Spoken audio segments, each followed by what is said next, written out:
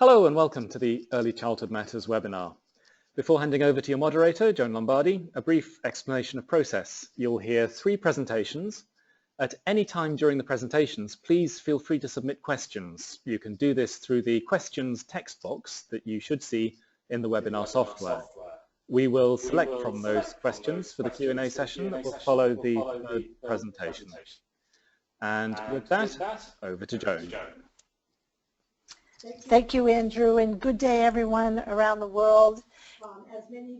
As many of you know, the Bernard Van Leer Foundation has relaunched their journal last July in a new format, on a new publication schedule, and to serve a new purpose.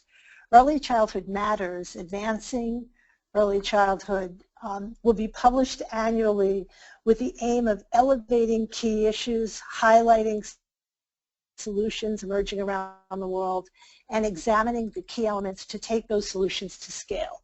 Today we're honored to invite several of the authors from this issue of the journal to present on 3 issues central to scaling.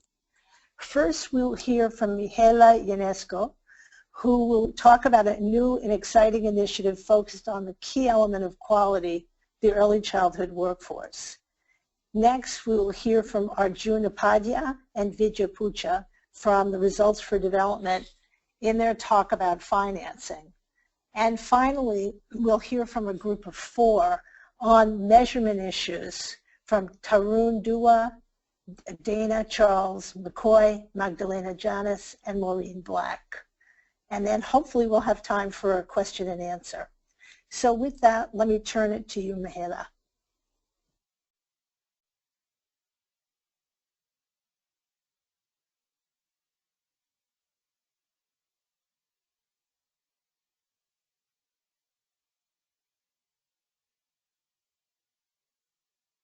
Good day and good afternoon to everybody. I hope I can be heard. Thank you, John, for the introduction and also for mentioning that in any efforts for scaling up quality services, there is a key component, among others, but that refers to the early childhood workforce. I think we might all agree that stimulating environments and high-quality pedagogy are fostered by better qualified staff, and better quality pedagogy leads to better learning outcomes. That is the reason for which we have discovered that perhaps workforce as an issue in the entire discourse in the early childhood has not had the deserved attention that might be needed in terms of really implementing quality services around the world.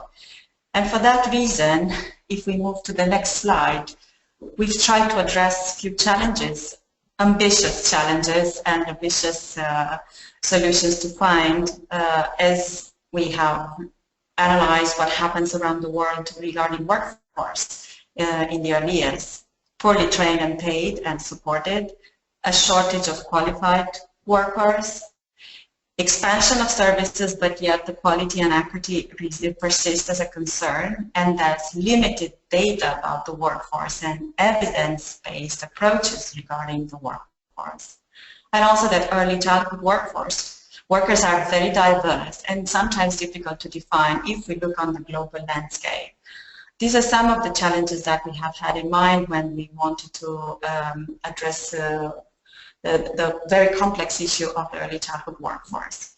If we move to the next slide, we will understand a little bit more about the initiative that we have started with our colleagues in Results for Development very recently. And although it is a global initiative, it also focuses, because there is where a lot of support is needed on the country system and the policy level for supporting and empowering those who work with children up to the age of 8, but also for those who supervise and mentor practitioners. They are also part of the early childhood workforce.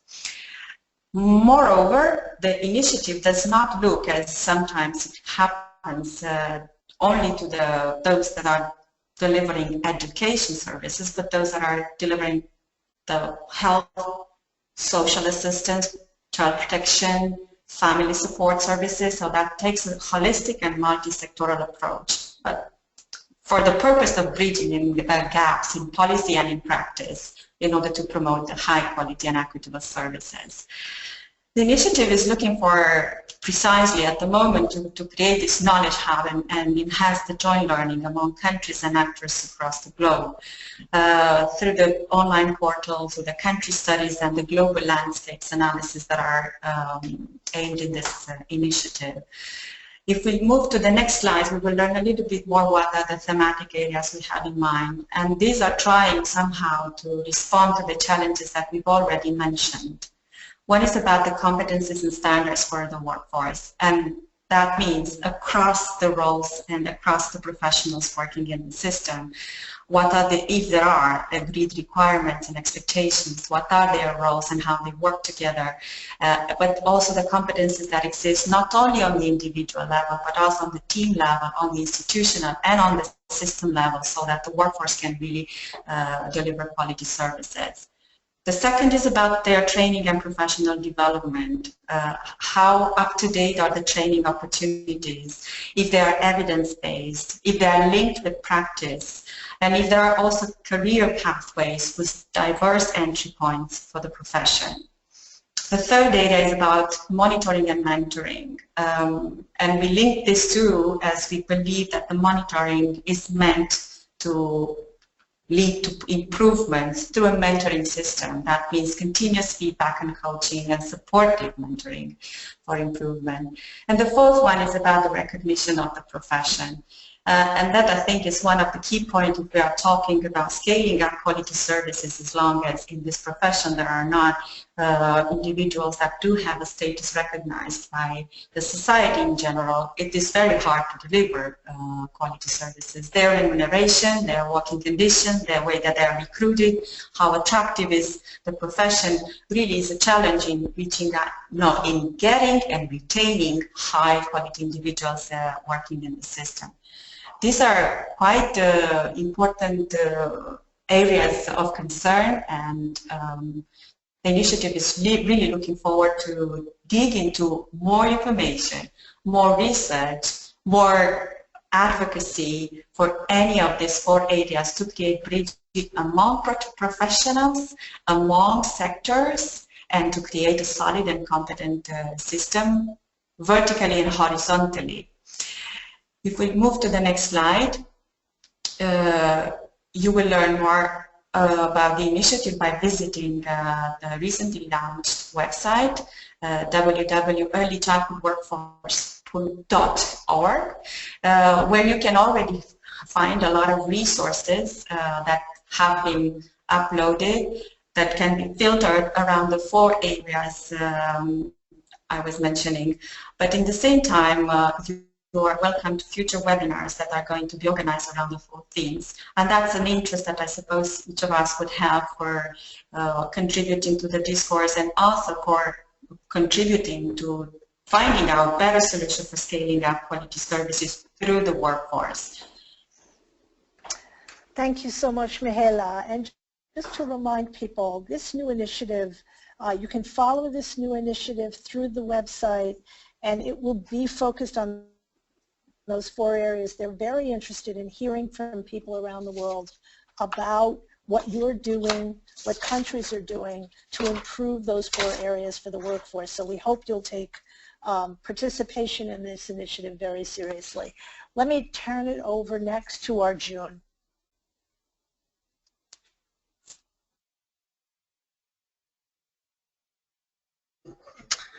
Thank you, Joan. Good morning, everyone, and good afternoon as well.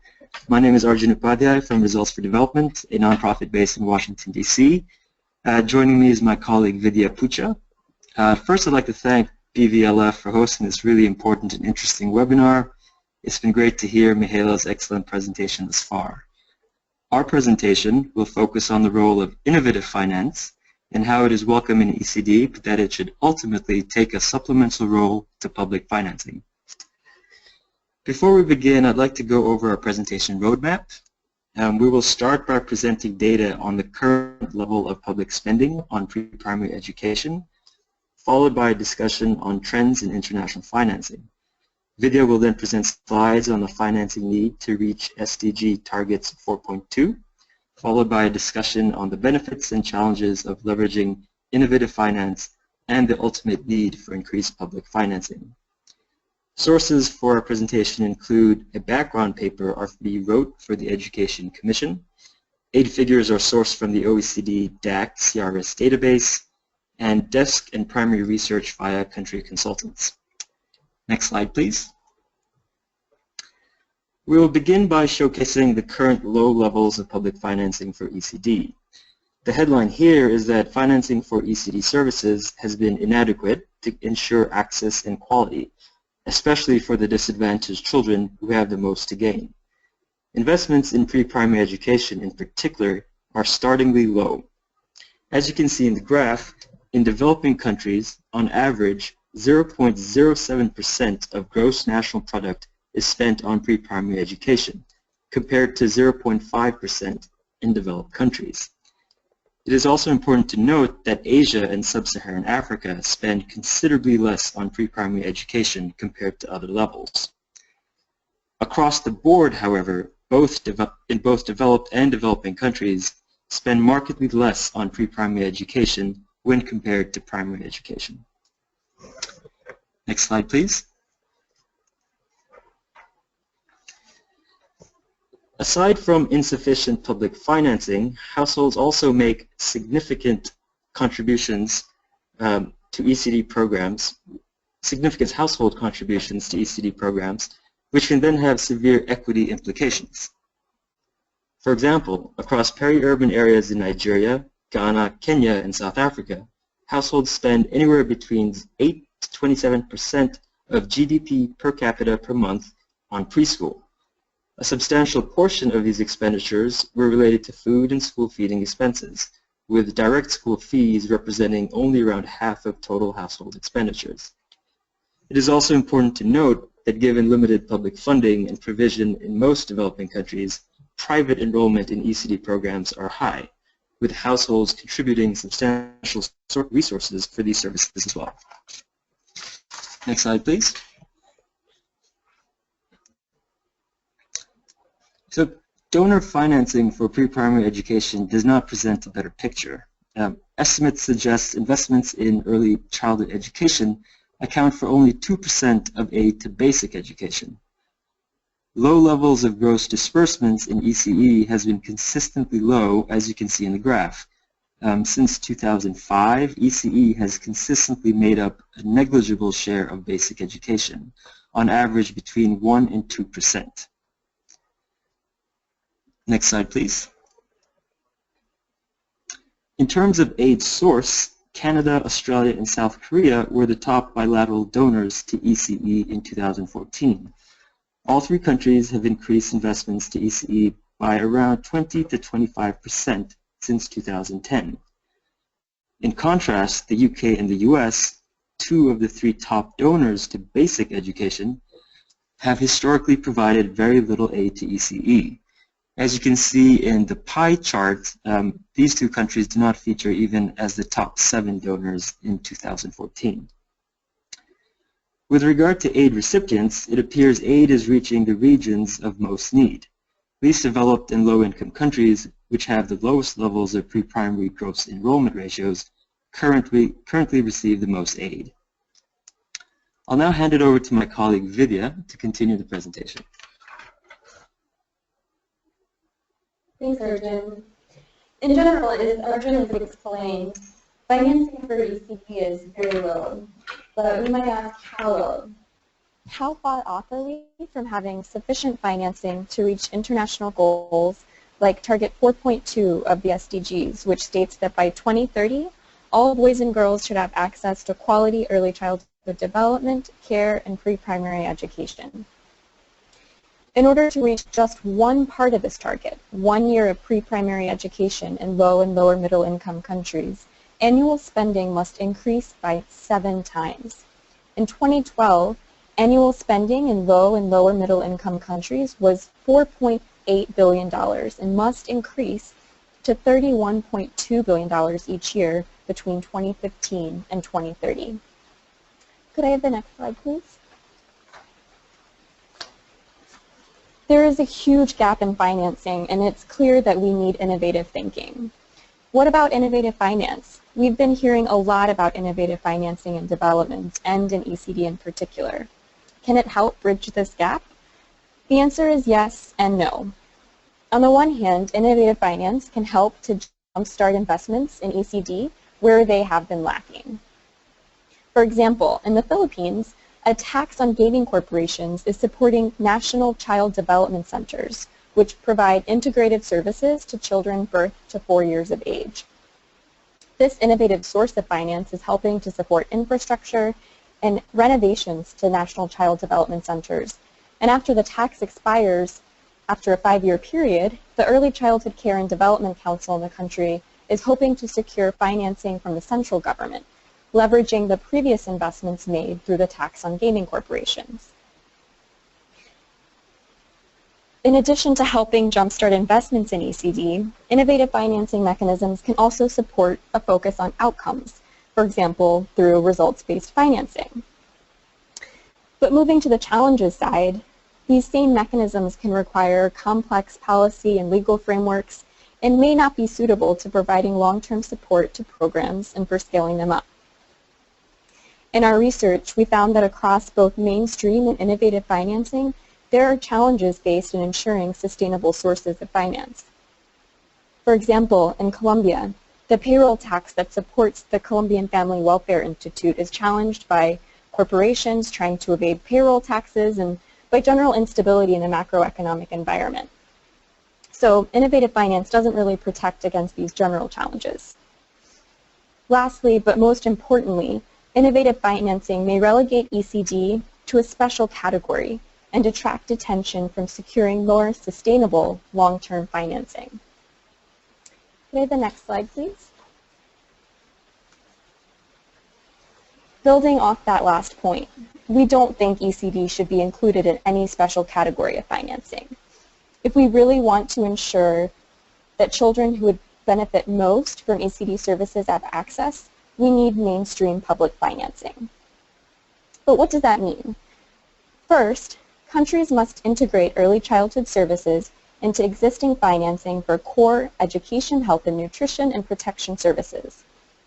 For example, in Brazil, a government-supported fund, Fundeb, supports the entire basic education cycle, including pre-primary education and creches.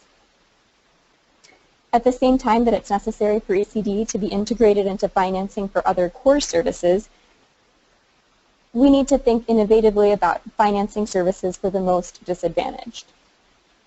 In Chile, a range of early childhood services are offered through Chile Crece Contigo and are differentiated by family income.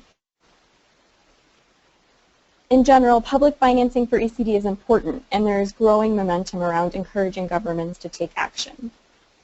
The recent report from the International Commission on Financing Global Education Opportunity underscores these points about public financing and its recommendations. These recommendations include that, for one, governments should provide fee-free education for pre-primary through secondary education, and two, that public funding should be allocated to the lower levels of the education ladder, and within that to those left behind because of poverty, disability, and social disadvantage. In wrapping up, it's clear that existing financing for ECD is insufficient. And while innovative financing is important and plays a role in supporting ECD services, what we really need is mainstream public financing that ensures ECD is treated like other services like primary education and to ensure wide access, particularly for the poor. With that, I'll hand it back over to Joan. Thanks so much, Vidya. And I know that those figures are very sobering. What I would urge everyone around the world to do is to put those graphs that Vidya and Arjun gave us to work and to share them with people that are in influential positions to make a difference on the financing side. There are, just to remind people, some questions coming in, but you can ask a question for those listening in your chat box. Okay, I want to turn it now over to Tarun and her colleagues who will bring us from financing to measurement. Thank you, Joan. My name is Tarun Dua, and I work with World Health Organization. And there are 4 presenters, so please bear with us. We'll try to make it as efficient as possible. We will have Dana McCoy, Magdalena Janus, and Maureen Black, who would be joining me in this presentation. Next slide, please. So this presentation fits very well with what has been organized by BVL Foundation today. And as I see it, we are actually talking about 3 pillars of health systems. We first heard the 1 pillar of health system, which is around workforce. The second one was financing, and this is the third, monitoring and evaluation. And this is an exciting era. You heard the earlier speaker talk about the Sustainable Development Goals and Target 4.2 by 2030, ensuring that all girls and boys have access to quality early childhood development. I don't read the full target, but just focusing on early childhood development. This is very important. And linking up to the previous publication, we heard that the spending is low, financing is low, and what we want is investment in financing, more public financing, and countries want to know, the policymakers want to know whether we are making a difference. So what they are asking is, how are we measuring? And the indicator that is currently being proposed is the percentage of children developmentally on track. Next slide, please. And this is important that, what are the key issues here? That what does development on track mean? How do we apply it to all countries? How can we measure development for the youngest of the youngest children, for 0 to 3?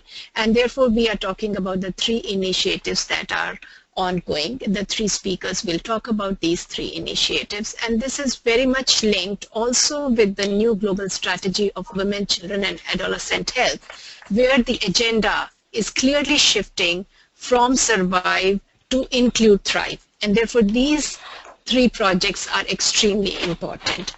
Over to you, Dana. Great, thank you, Tarun. So I'm going to be talking about one initiative that we have been working on at Harvard to develop a measurement tool for early development in the 0 to 3 age range. I'm going to go through this very quickly, but I'm very happy to answer questions during the Q&A and also have separate conversations at a different date and time. Next slide, please. So our initiative really has 3 primary goals. The first goal is to develop a set of questions or items that are caregiver reported that capture 3 core domains of early childhood development, and those are motor, language and cognition, and social emotional development within the 0 to 3 age range. The intention when we were developing these items was to make sure that they were clear and simple enough to be very easily understood by caregivers and therefore implemented quickly with minimal training. We were really focused here on developing scalable indicators for global use. In addition, we're trying to identify constructs of development as well as specific questions that can be considered to be culturally neutral so that we can make cross-national comparisons for facilitating monitoring efforts, in particular looking at the Sustainable Development Goal 4.2. And then finally, of course, we're interested in developing items that have psychometric validity and reliability and aren't subject to social desirability bias, where caregivers might feel compelled to answer in such a way to paint their children in a positive light. So once we've developed these items, we're currently pilot testing 149 different items. Our intention is to select the best items to produce 2 final scales. In particular, we're focusing on a brief scale of about 20 items that we can use in population-level monitoring efforts. For example, things like the Multiple Indicator Cluster Survey that's done by UNICEF or the DHS effort. As well as a longer scale of about 60 items that will have a little bit more sensitivity and therefore applicability to research and evaluation. For example, looking at the effects of intervention programs in more localized settings. We're also exploring the possibility of using these items to put together a screening tool, although that's in its very early stages, so we are not necessarily making any guarantees that that will work at this point. In addition to these scales, we're also putting together a supplemental item set for country-specific use. And these are items that may not necessarily be included in those two scales that I mentioned earlier, but we could use as sort of customizable approaches for countries to select to meet their particular initiatives. And then finally, our hope is to make all of these materials, including supporting documents and data, freely available on our website by the end of 2016. Next slide, please. So the format of our scale, as I mentioned, is caregiver reported. So all items are asked to the primary caregiver using a yes-no response scale. So again, this is designed to be very simple for the caregivers to understand. The training for the enumerators takes less than 1 day, assuming that the data collectors have some basic training in research methodology and data collection. And we're also using a number of section prompts to explain the directions and reduce the social desirability bias. We want to make sure that caregivers understand that not all children are able to do all of these different behaviors and activities, and that kids learn and grow at different rates so that they feel more able to answer honestly during the assessment. We've also, over the period of the past few years, have developed sort of additional examples and images to help to make the items more clearly understood as well as more objective. So this picture here, this image, is an example of one of those the tools that we've used to help to make these items more concrete. This is an example of a question asking about the child's ability to use the pincer grasp, and we found that this is really useful for caregivers for facilitating understanding of the items. Ultimately, the administration time will be less than 5 minutes for the short term and about 10 to 15 minutes for the longer form. We're also going to be publishing starting and stopping rules along with a scoring guide to facilitate easy scoring for different users. We also have put together an item guide that gives specific information about each item for use during the translation process. Next slide, please. So very briefly, this is just an overview of how we have developed and validated the CREDI so far. The initiative started in early 2013 with the development of a conceptual framework. We identified the core constructs and domains of early child development that has shown in the literature to be important not only for the early childhood period, but also predictive of later life outcomes. From there, we mapped on a set of existing measurement tools to identify items that mapped onto that framework. And we also identified a number of gaps within those tools. So in particular, we've found through our research that there's very few measures that are available to measure things like social and emotional development, self-regulation, and executive function, which more contemporary research has shown to be highly predictive of later life well-being.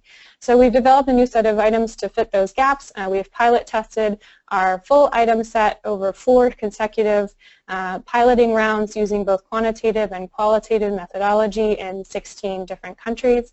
We're entering our analysis phase now, and we will be publishing and disseminating our final tools by the end of the year. And I will end there and pass off to the next presenter.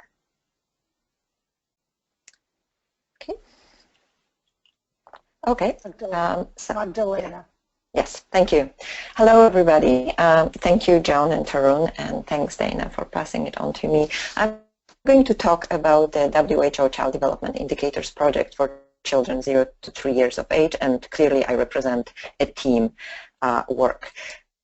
Can I have next slide, please? This project has come about because WHO recognized the urgency to go past measuring survival of children to follow on the great improvements in reduced mortality and monitoring, and the need to monitor how children are actually developing in the first years of life. So this formulated the mandate of 2 complementary initiatives to monitor child development and learning on a population level.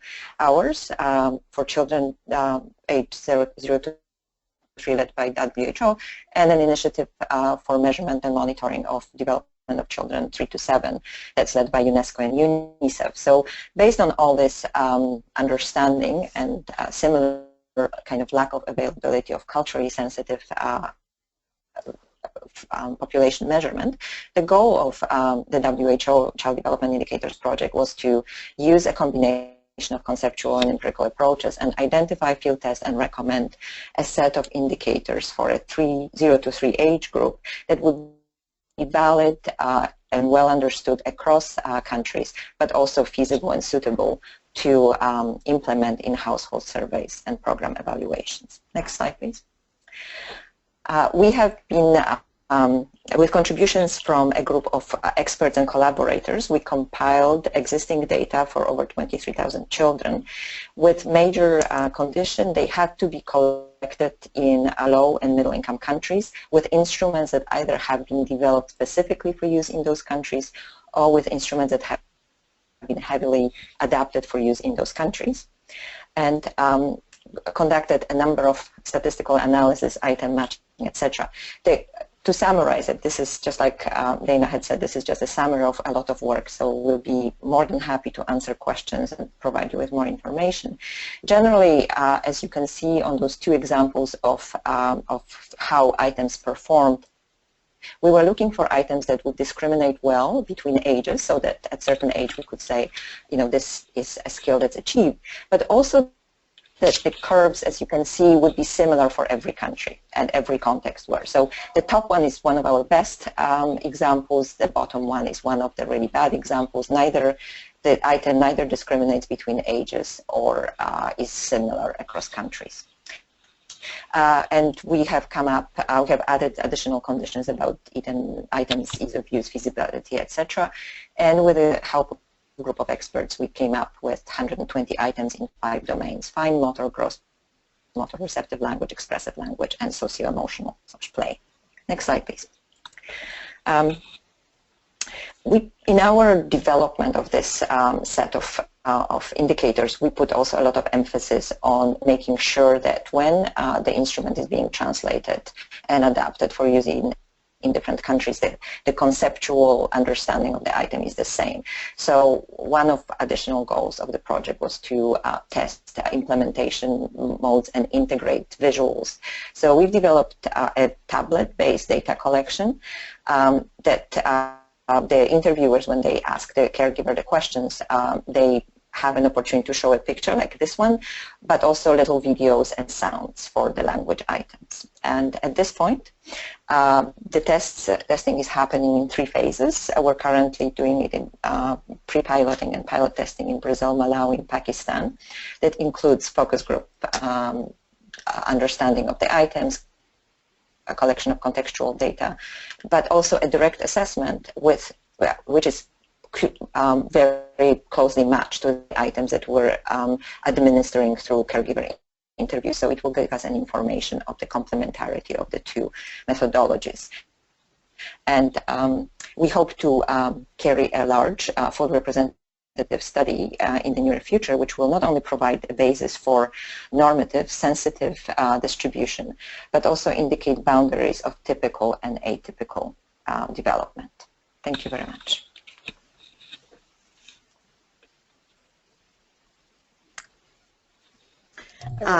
Greetings. Thank you very much. Maureen.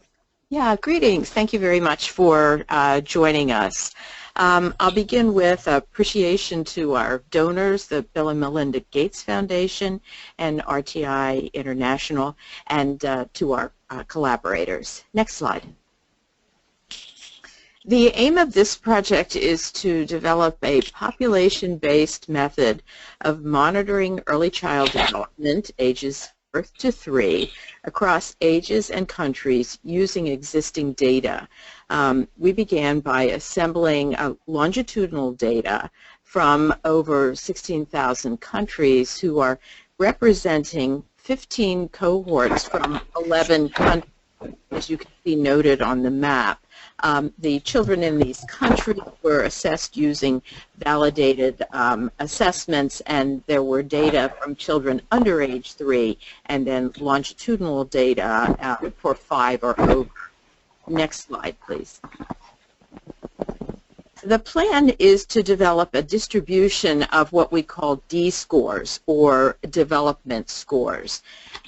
This is based on the theory that there's a continuous latent variable that underlies development, that is a numerical unit that has quantitative comparisons within and between ages and countries. It's somewhat similar to a height for age Z-score that we use to define stunting. So as you could see on this graph, what this would portray is that the blue line may represent one country or one region, and the red line may represent another country or region. You can see that the two lines diverge between 9 and 12 months. Next slide. The goal in this process is to develop two population-based instruments. The monitoring and evaluation instrument would yield a global score, a global D score. It would have few items per child, approximately 10, and would require limited time and limited training. So it would require, say, 5 to 10 minutes.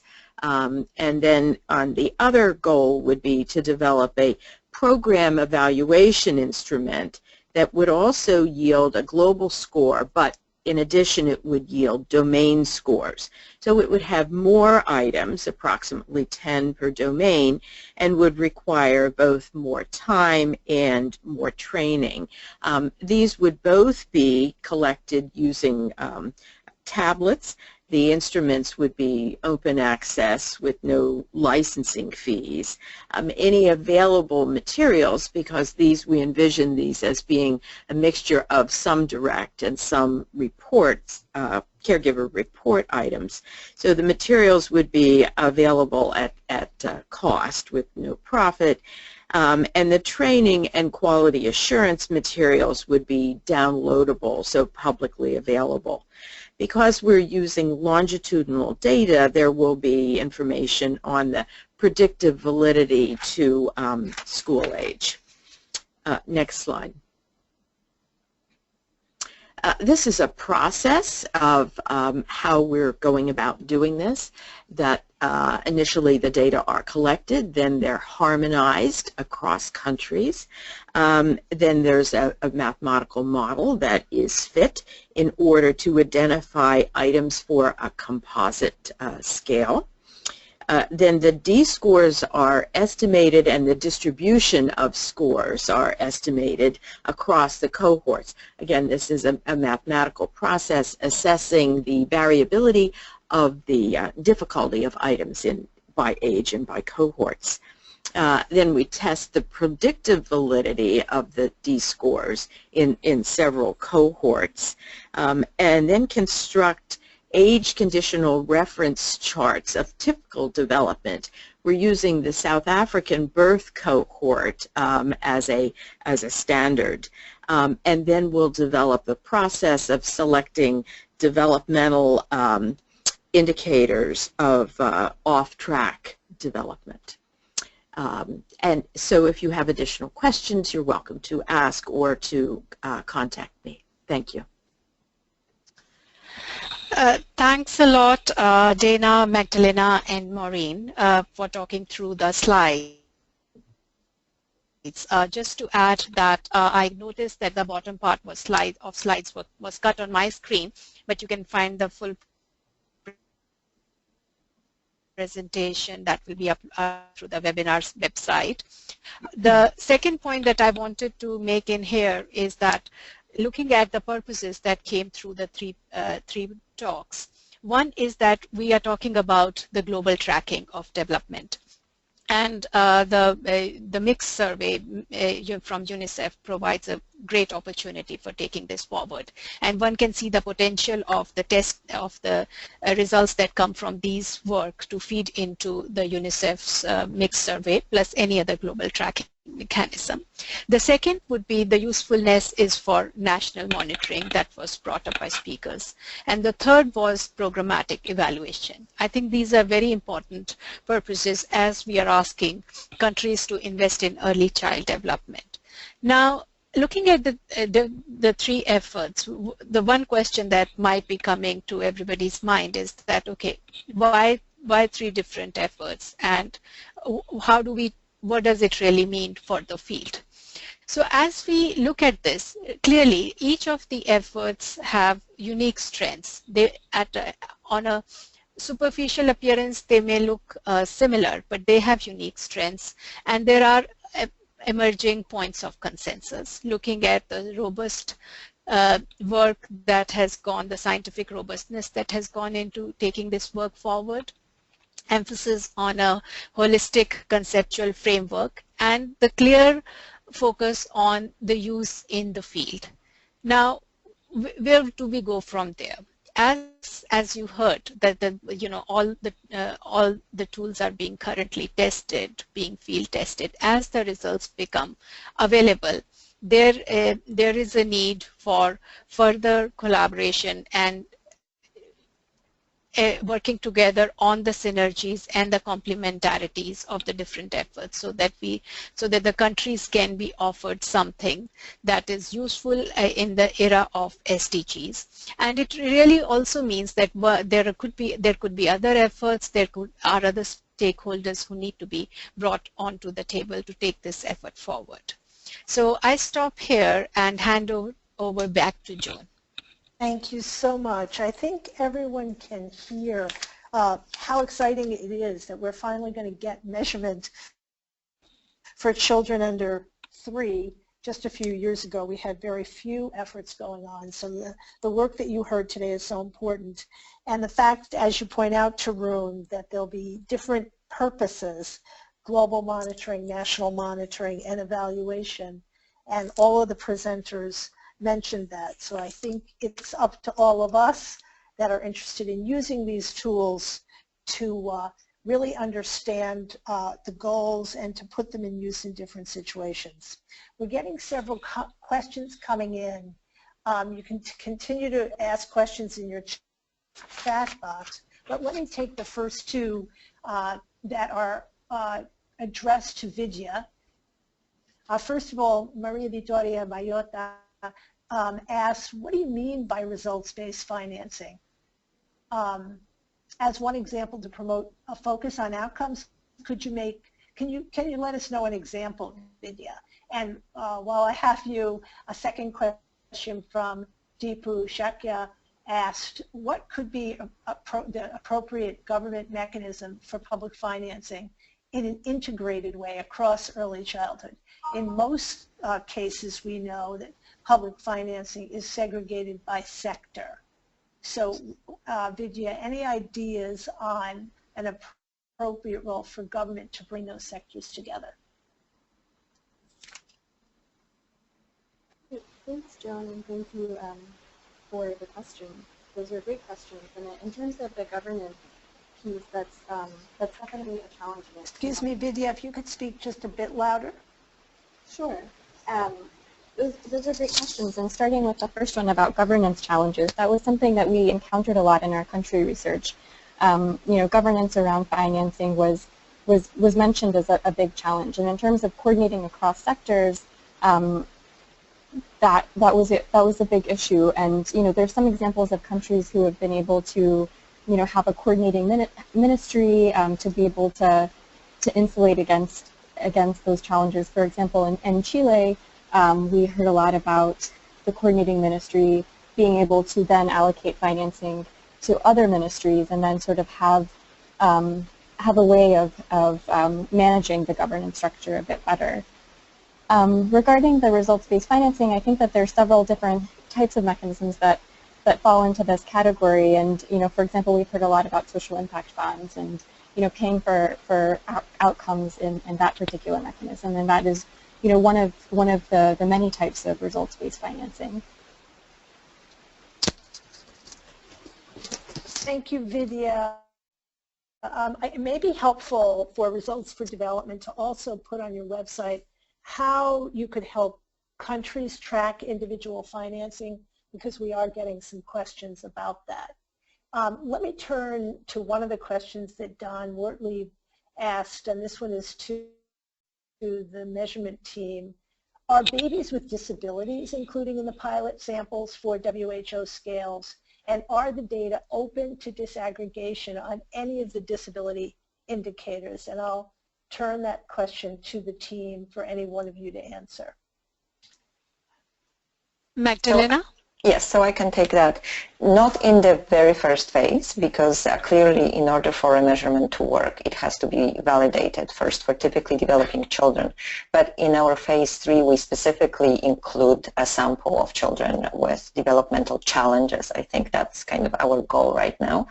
And I have to emphasize that this is a phase that's still being planned.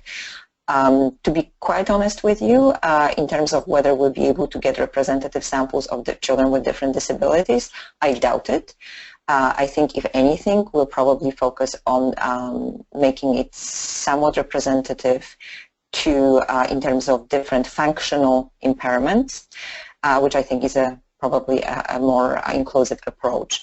But it's certainly a goal to be able, as I say, to kind of at least map out the boundaries in terms of what's typical and what's not typical in the normative testing phase of the normative testing phase of the instrument. And I would add here that this is an important research gap, and especially if we, for example, think in terms of the Zika and its consequences. It clearly is something that needs to be taken forward, and also the SDG commitment not to leave anybody behind, especially children with disabilities. So the point is well noted. This is Maureen Black. I would add quickly that it's a similar response. The initial data sets do not specifically include children with disabilities, although they may be embedded within. The goal at a more advanced stage is to include children with disabilities to understand how the D-score works among children with disabilities. So, and thank you very much for raising it. It's a very important issue. Yes, and I will just quickly add on that for the CREDI, we are including children with disabilities in our pilot testing efforts across countries. We also have a disability screener as part of our assessment. So although I can't necessarily speak to that specific question now in the concordance between disability and our tool yet, we hope to have more data on that soon. And I agree with what's been said. It's a very important issue to tackle. So Dana, while we have you, just to point out that Don Wertlieb is mentioning that the CREDI could be quite useful to facilitate responses to the Zika crisis. So it might be helpful for you to connect with the group that Don is working with across the world on the growing population of children with congenital Zika syndrome. Yes, absolutely. I'd be very interested in doing that. We're collecting a little bit of information about health status and infection as part of our assessments, but it'd be great to connect on that issue in particular. Great. And while I have the measurement team, another question, Nico Vermont asks, is there ages 3, 4, and 5? So Magdalena, maybe you want to talk a little bit about the MELQ. Yes. Can I just ask you, Joan, to repeat the question? Yeah, you cut out a little bit, Joan. Sorry. Yeah. Sorry. The question is there one single instrument, measurement tool that can be used for children 3, 4, and 5? Well, this is a difficult question. Child development is very fluid, especially in those first few years. So in order to start somewhere, you kind of make these artificial boundaries. But because, but this actually, you know, in our approach with the indicators across the first 7, 8 years, there's this other group called MELCO, Measurement and of Learning and Quality in Early Childhood. And we've actually, one of the things that we've tried to make sure is that there is a little bit of an overlap at this kind of 2.5 to 3.5 period, so that maybe there will be a continuum.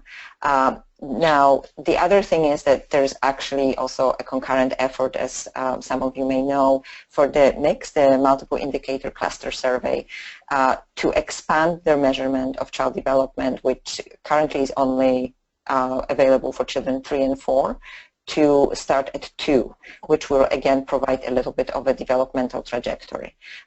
Quite often those boundaries are really dictated by feasibility, not by our lack of understanding that we really need to track developmental trajectories throughout childhood. You know, I think what we're getting a sense of, there's several questions coming in about measurement, is the tremendous need for guidance that people are feeling around the world for how to use the instruments, what are their different purposes. So it's very heartening to see these teams working together, and any guidance you can provide, I think, going forward will be really helpful for people that are working on the ground, developing parenting programs and other programs reaching children under 3. Let me turn a question to Mihaela.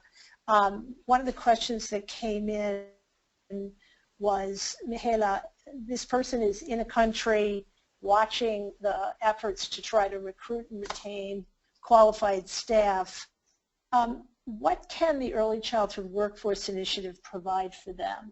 What are the tools that will help people in country that are trying to get a focus on the workforce?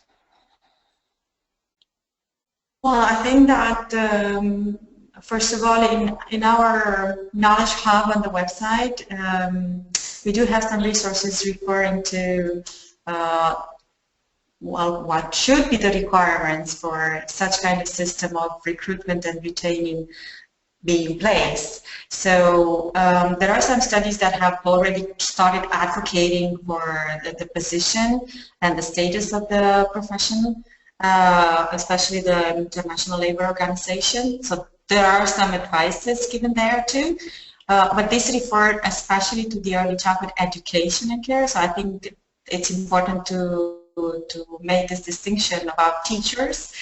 I think equally important is not only about teachers, it's about all those that are working in the services as well as health workers and social assistants. So there are some studies. So this is one thing that we are trying to do to kind of capitalize on the knowledge that already exists on country level or on policy level, I might say, in countries where already the workforce, let's say, has a better status and where policies in place are managing better the recruitment and the retainment. And there are some countries in the developed countries, especially in the Northern Europe, that do make efforts in that sense. Besides of the resources, I think there is the learning that we can have from across countries, and these are mechanisms that we are starting exploring even more, how to contaminate the policies and practices around different systems that have experienced the same challenges, but they have found already specific solutions. That's what the initiative is trying to bridge. We are also exploring landscape analysis, so I think that could be an issue to be further explored.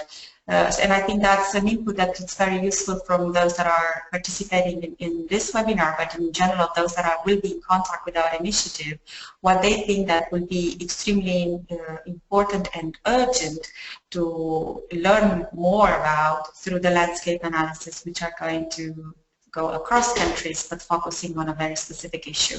And this is one of the most critical aspects.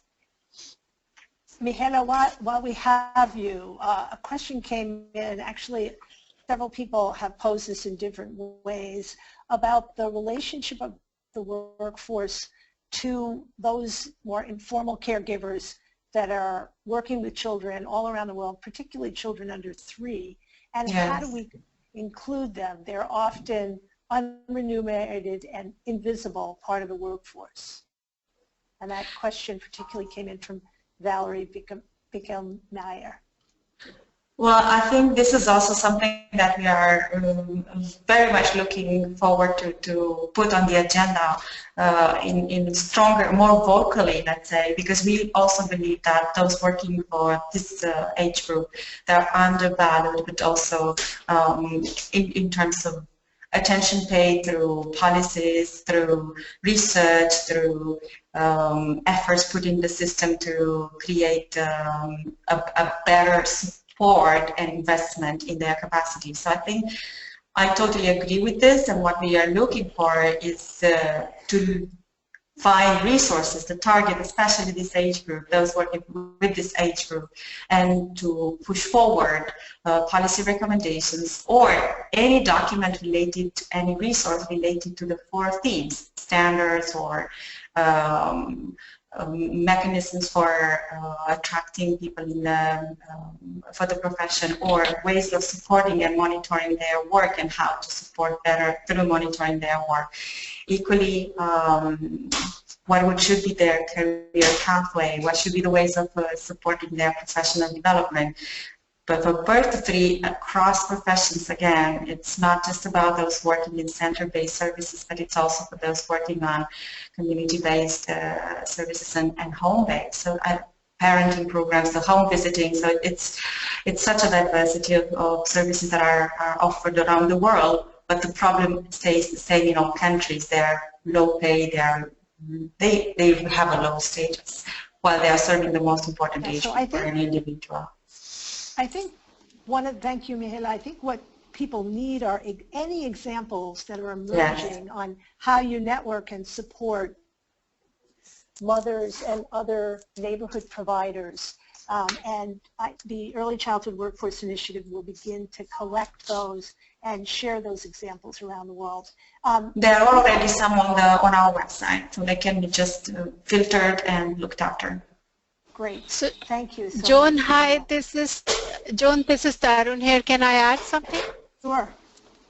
I mean, this is because we were talking about caregivers. I just wanted to bring an initiative from World Health Organization, which is on a parent skill training or a caregiver skill training for children with developmental challenges or disabilities. So this is something that is available on request from World Health Organization. So if people are interested, we could share this information. It's currently being field tested in many countries across the world.